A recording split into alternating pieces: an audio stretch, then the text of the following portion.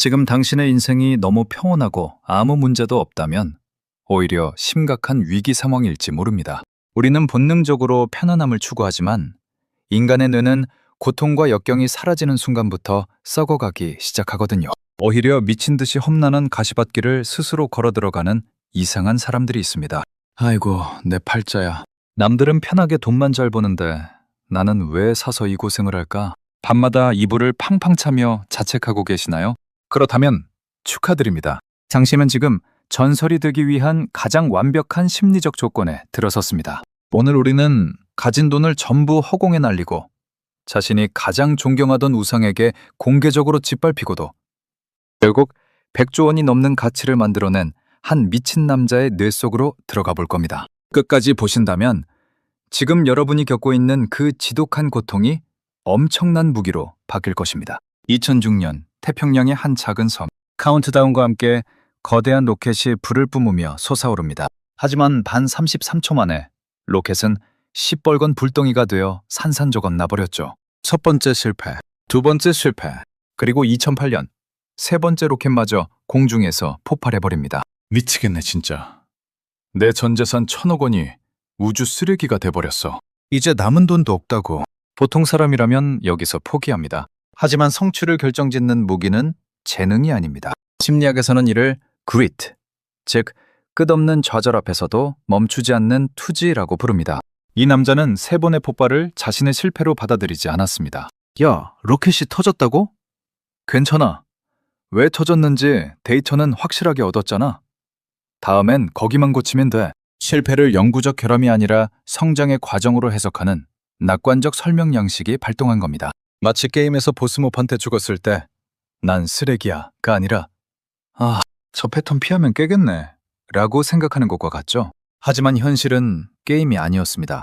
2008년 글로벌 금융위기까지 겹치며 회사는 완벽한 파산 직전이었습니다.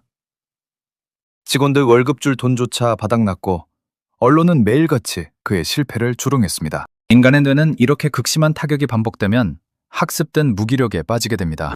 첨예한 유리천장에 갇힌 벼룩이 나중에는 유리를 치워도 그 이상 뛰지 못하는 것처럼 말이죠. 그런데 이 남자는 벼랑 끝에서 오히려 미친 소리를 해댑니다.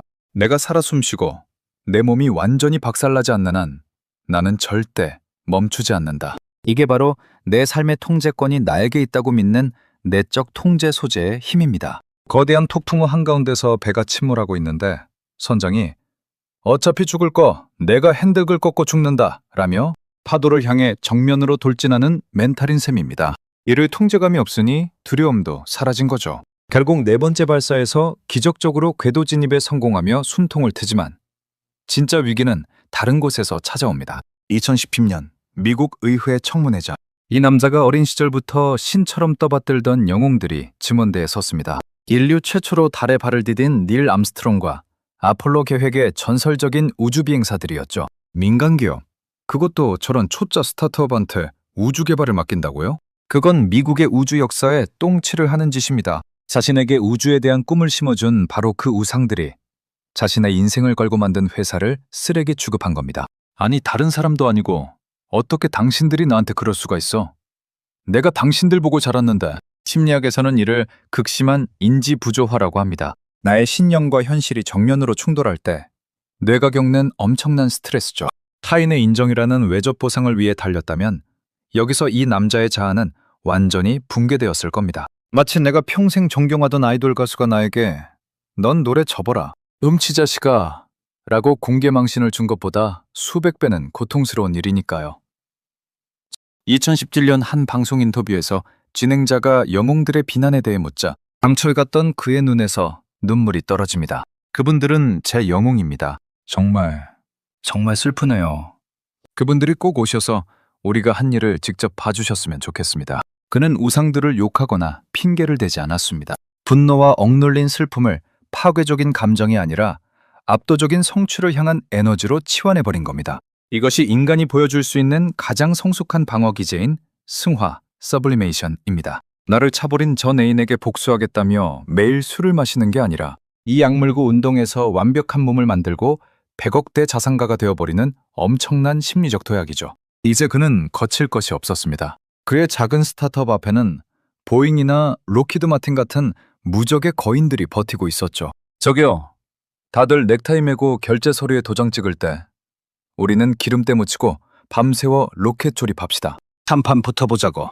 자신들을 약자인 작은 아이로 기존 대기업을 느릿느릿한 거인에 비유했습니다. 스스로 약자임을 인정할 때 폭발하는 언더독 효과입니다. 우린 어차피 잃을 게 없어. 저 양복쟁이들은 구두에 흙 묻을까봐 몸살이지만 우린 맨발이잖아. 이런 심리적 해방감은 기존의 틀을 깨고 한 번 쓴 로켓을 다시 땅으로 착륙시켜 재활용한다는 미친 혁신을 가능하게 만들었습니다. 도대체 인간은 왜 이렇게 불가능해 보이는 짓에 목숨을 거는 걸까요? 시간을 거슬러 1960년대 초로 가보겠습니다. 인류가 우주에 대해 아는 거라곤 까만 하늘에 반짝이는 별이 전부이던 시절. 수백 톤짜리 쇳덩어리를 만들어 사람을 태우고 달로 쏜다는 건 그냥 자살행위나 다름없었습니다. 우리의 뇌는 통제할 수 없는 불확실성을 죽음과 같은 공포로 인식합니다. 저 까만 우주에 뭐가 있을지 알고 가? 외계인이 잡아먹으면 어쩌려고? 그냥 땅에 발 붙이고 살아. 하지만 인간에게는 이 공포를 압도하는 더 무서운 본능이 있습니다. 바로 지적 탐구 본능, 즉 호기심입니다. 폭탄이 들었는지 100억 원이 들었는지 모를 블랙박스를 결국 열어보고야만 하는 맹목적인 심리죠. 1967년 미국의 존 F. 케네디 대통령은 라이스 대학교 단상에 올라 역사에 남을 선언을 합니다. 우리는 달에 가기로 결정했습니다. 이 목표를 선택한 이유는 그것이 쉽기 때문이 아니라 어렵기 때문입니다. 미치지 않았습니까? 어렵기 때문에 하겠다니요. 이게 바로 인간을 위대하게 만드는 내적 동기의 끝판왕입니다. 외부의 칭찬이나 돈이 목적이 아니라 내 잠재력의 한계가 어디인지 시험하는 것 자체가 목적이 되는 상태. 게이머들이 보상도 없는 게임에서 굳이 지옥 난이도를 골라 밤을 새우며 아드레날린을 폭발시키는 완벽한 몰입 플로우의 경지입니다. 극한의 난이도가 인간의 모든 역량과 에너지를 120% 끌어올린다는 걸 대통령은 알고 있었던 겁니다. 자, 이제 다시 여러분의 현실로 돌아와 볼까요? 지금 여러분이 걷는 길이 유독 고통스럽고 매일매일이 실패의 연속처럼 느껴지시나요? 주변에서 그쯤 했으면 포기해라, 넌 안 된다 라며 여러분의 노력을 깎아내리고 있나요? 그렇다면 심리학의 인지적 재구성을 통해 지금의 상황을 다시 해석해 보십시오. 당신이 겪는 좌절은 무의미한 고통이 아닙니다.